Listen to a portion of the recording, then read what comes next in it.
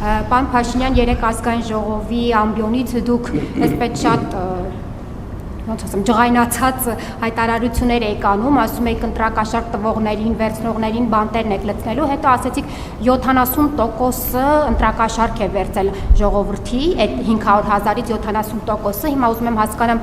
գնալու եք 70% ըստ ձեր պատկերացումների ընտրակաշառք վերցրածներին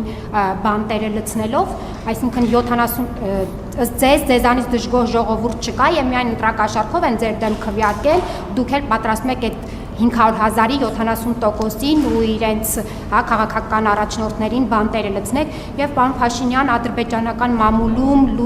լուրեր են տարածվում, որ վերադարձ արևմտյան Ադրբեջան ֆորումներ են տեղի ունենում պետական համալսարանում եւ այլ տեղեր, այս մասին ինչ կասեք։ Շնորհակալություն։ Ես առաջի հարցի հետ կապված ընտրակաշառքով գործեր են, քրեական գործեր են նախատեսված,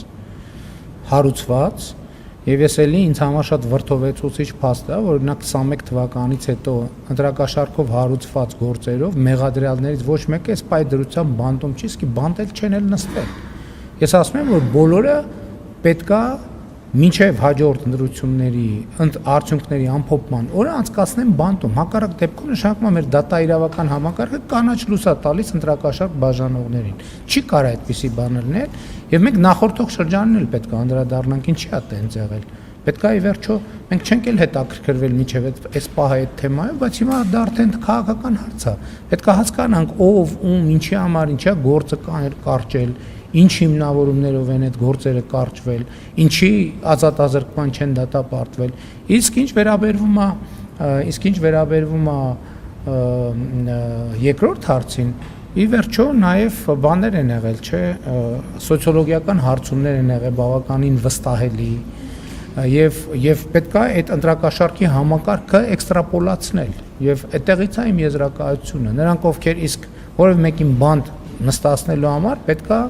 ապացուցվի մեղքը, ոնց կարող ենք մենք ենթադրաբար տեսական ընտրակաշառք տվածին կամ տեսական ընտրակաշառք վերցնողին ենթարկել պատասխանատվության։ Ինչ վերաբերվում է ձեր երկրորդ հարցին, երեք ես անդրադարձել եմ նաև այդ թեմային։ Ես ասում եմ, քանի դեռ ազգային ժողովում ընդդիմությունը դրոշները դրած պահում է, այդ բերելու այդպիսի արձագանքները եւ դա կապ չունի իրական կյանքի հետ։ Եվ ամեն ինչը պետք է նայել այս տրամաբանությամբ, վերեք ամբիոնից ես շատ հստակ ասել եմ։ Շնորհակալություն։ Մի բան որն էր հիմնական հարցը։ Չէ, դժգոհ են, իհարկե դժգոհ են, բայց ասում եմ, որ 70%-ը քվեարկել է ընտրակաշառքով։ Կարող է դժգոհը քվեարկել է նաև ընտրակաշառքով։ Ինչ։ Հա։ Շնորհակալություն ձեր հարցի համար։ Հաջորդ Ինչ կարծիք ավելի լավ չհասկացա։ Հաջորդ հարցը Յասարից։